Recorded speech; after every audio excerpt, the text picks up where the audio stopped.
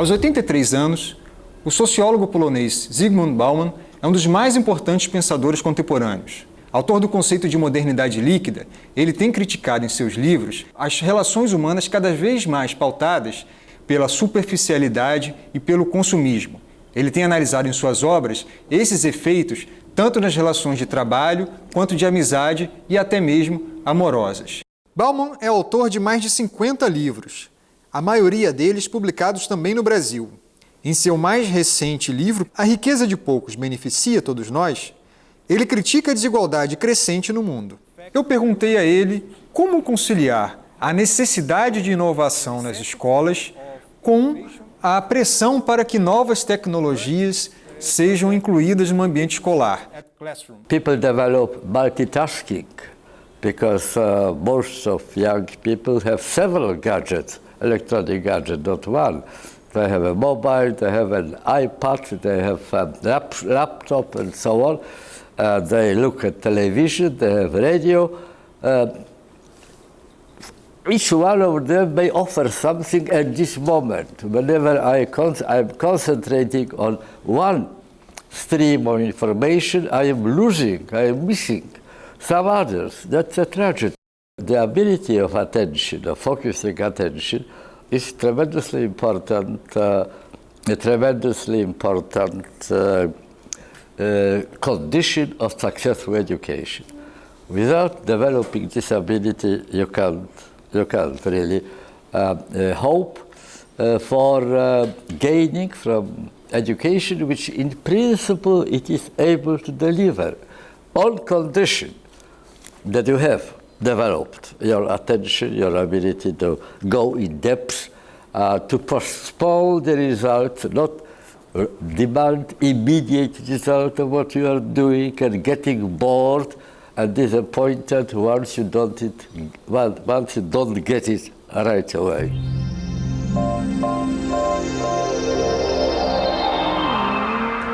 The school cannot just prompt students to memorize information, memorize facts. Particularly when you have access to Google, Google will remember it for you. You can always, get it back from there if you wish. So it's not just memorizing. It is the question of developing critical ability to distinguish the relevant from irrelevant. Mind you, if you ask Google to deliver you information about a particular issue, particular problem, particular person, particular place, I bet that you will get more than 3 or 4 million answers. That's out of the question that you will make sense out of it. Ability to be critical, to see what is well-grounded, what is figment of imagination, what is relevant to the issue of question, what is irrelevant. Ability to think critically, that's how I subsume this kind of capability.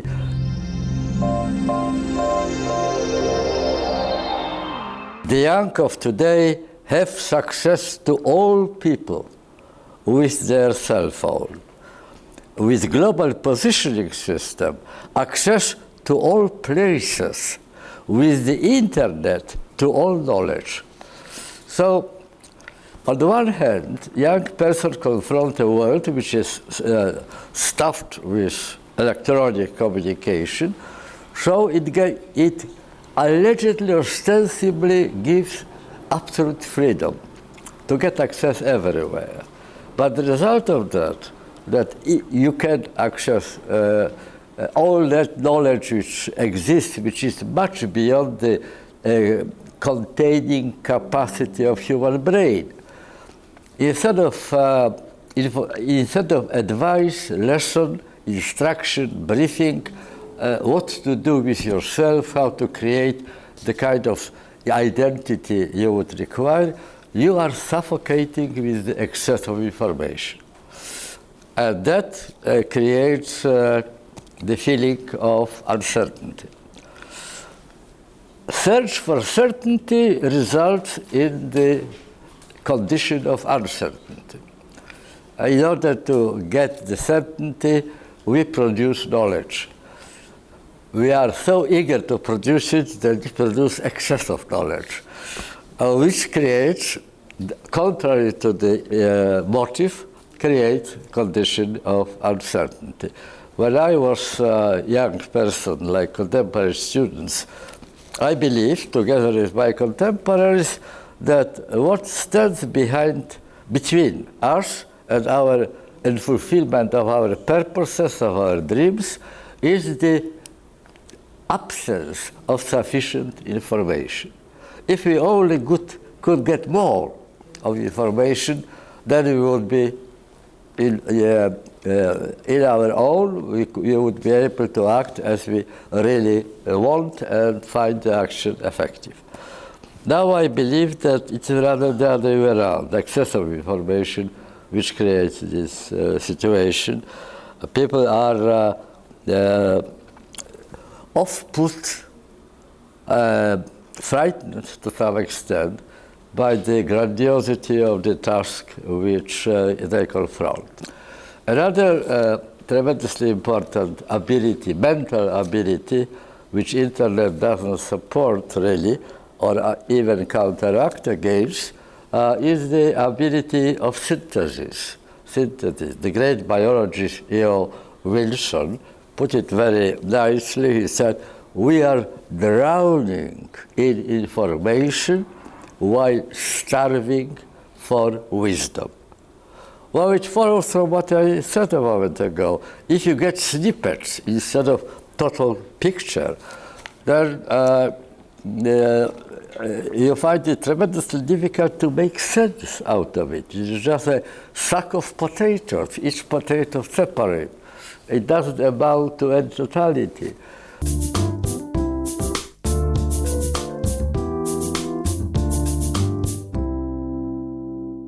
You mentioned that we should build in very soon in our children and our youngers these abilities of synthesis and to pay attention.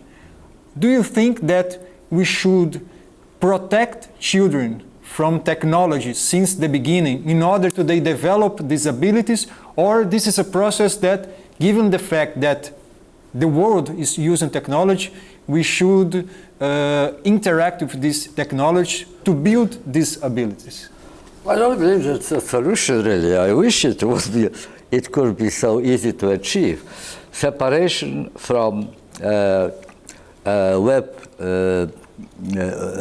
World Wide Web is unthinkable. It happened, it is here, and it's very difficult, impossible to imagine going back behind that. The big problem, much more difficult to achieve, is how to deploy the possibilities which are provided by the new electronic virtual information in the service of education. Not against education, but in the service of education. And millions of teachers all around the world are breaking their brains in order to find solution to this issue. We are living in a very early stage of electronic era. Just 10, 15, 20 years. In 20 years, you don't create new culture. It is the punks of birth are very painful. But we are exactly in this stage.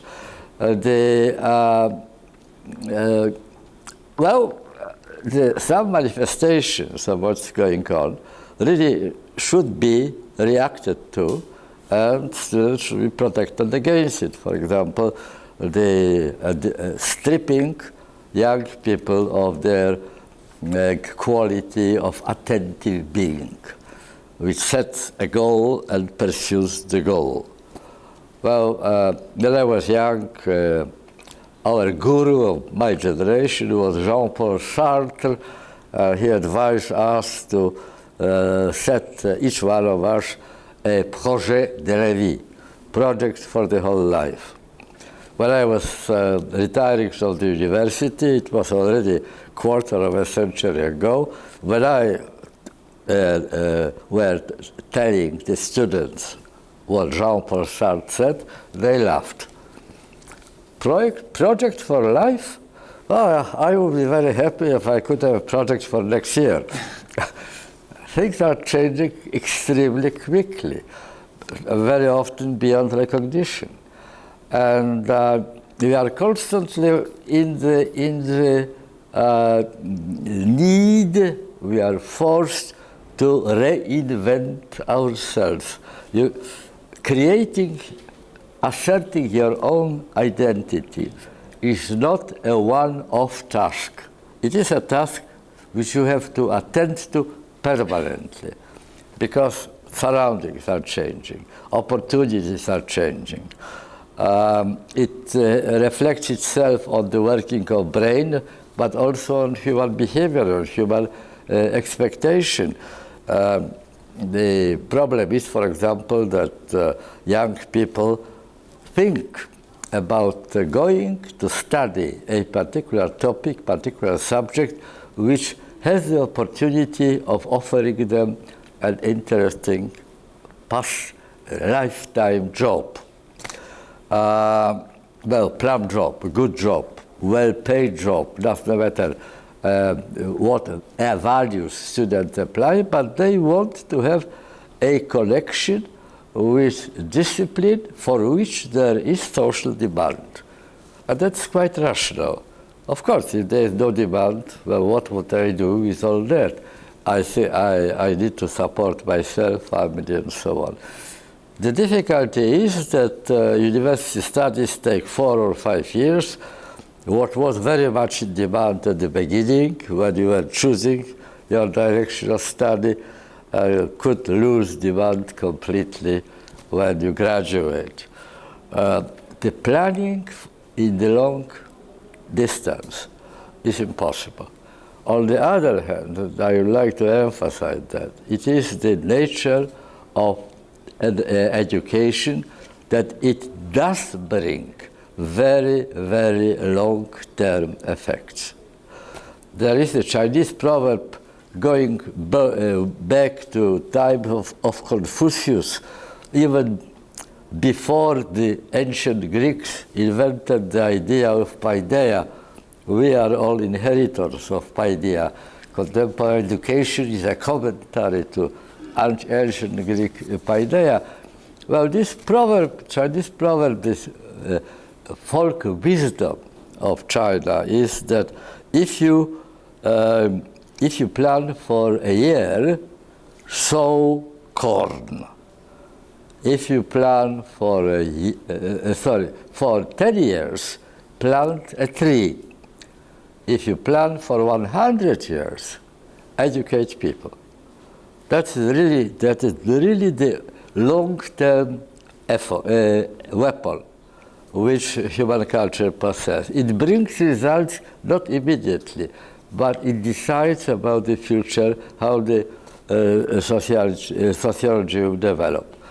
Now, presently living teachers may not live long enough to see the results, but looking back at history, they will see how wise this proverb is. Really, the countries, the nations, the communities which heavily invested in educating people. I'd like to pose only one question, not precisely related to education, which is recently, in one recent interview, you mentioned a case of a student or a young that says that he was saying that in one day he made 500 friends at Facebook. And you were mentioning about how those friendships in Facebook, how the connections are fragile instead of real life connections. I would dare to put myself in the position of a teenager and ask you, what's the problem if I have my real life friends and my virtual friends in Facebook? Why can we conciliate those two worlds? Well, online and offline, you, I, and everybody present here in this room not visible at the moment on camera, but nevertheless physically and mentally present, they are all dividing their life into two universes, online universe and offline universe. They are very difficult to reconcile them. They must reconcile them. That is the necessity of life condition. But it's very difficult because online and offline universes, each one of them is guided by different principles. The advantage of online over offline, general advantage, that is what makes it so attractive. That is why Mark Zuckerberg made billions of dollars introducing Facebook. You know, what is so attractive in it is that it makes things which in offline life are very difficult to achieve, risky, requiring self-sacrifice, requiring long-term effort, which, as we already talked, is absent, right? Made all these things childishly easy. I mentioned before in answer to another of your questions that, according to Esposito, we are passing from communitas to immunitas, but we are also passing from community to network. And that's a big difference between the two concepts of them. Of course, people who didn't experience both of them have no comparison, so they don't know whether they are the same or different. But they are, if you analyze them, quite different from each other. And the main difference, to put it in the nutshell, is, as I already mentioned, community is what we belong to. Community has power over us. Namely, it decides, community decides whether it won't accept us as one of their members or refuses access. Put us to the test, whether we deserve to be members of that community. And then it watches our behavior. If we deviate from the straight path, we are punished or even expelled, exiled from the community. Community is a real body which stands there outside us, and we have to reckon with its presence. We belong to community. With network, it is the other way around. We don't belong to network. Network belongs to me. I created network. And the advantage of on real life or offline friendship, companionship, being togetherness is such that if you are getting disappointed, frustrated by a friend, you can always check it out. You can stop answering messages, sending messages, eliminate from your network. In the real life, it will be, mind you, very difficult job to do. There will be protests, there will be bad blood spilled and things like that. And the network, unlike community, is not a human group, human aggregate, which holds its integrity over time. But internet consists of two activities. It's constantly in state of recreation by applying two activities. One is collecting, the other is disconnecting. Both activities are, I repeat, childishly easy. You can make, if you really are eager enough, 500 friends in one day, no problem. On internet, not in life. In offline, I didn't manage to make 500 friends in 90 years. So, you know, but on internet you can do it very easily in one day. If you are getting disappointed or frustrated, or as I said, simply bored, if you think that other people are more interesting, still unknown, still unexplored, still unfamiliar, so promising some adventure, you can always change the content, the composition of your network. So your network does not have holding power. Community has. It has the sanction, it has the mechanism, it has the tools which allow it to survive over time. Network is surviving only due to your personal interest. If you lose interest, it vanishes, evaporates, stops to exist. So it is frail. The kind of relationship which you enter, which you tie together on internet have this common feature. They are not reliable. They are transitory. They are until further notice. And that is one of the major contributions of what we were speaking at the very beginning, is that our condition becomes brittle because the human relations, human bonds are weakening. That's one of the major reasons that from negotiating, in hard work, negotiating our mode of coexisting that we have to do in the offline life, we are seduced, we are tempted by the facility, the easiness, the lack of difficulties, efforts, risks in online relationships. Seduced by that.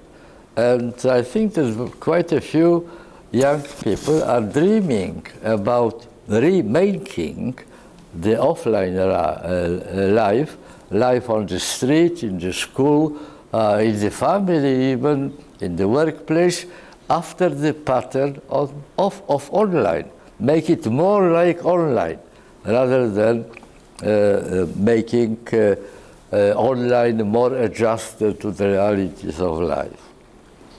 Okay, Professor. Thank you very much for your interview. It was very nice. By the way, I wanted to add one element which we haven't discussed, but if you discuss it, do something, just 1 minute. There is one problem which we didn't touch. We touched the important problem of the changing human condition. The second problem, the changing impact of technology on human intellect. But there is a third problem, the changing role which education is called to play in our presently existing society. There are pressures in most of the countries at the moment that to treat education as a mechanism for two things. First, supplying manpower for business, for industry, or consumption industry, or the second function is to reproduce the distribution of privileges and deprivations, social inequality, to keep reproducing and deepening social inequality. Thank you very much, Professor. All right. All right.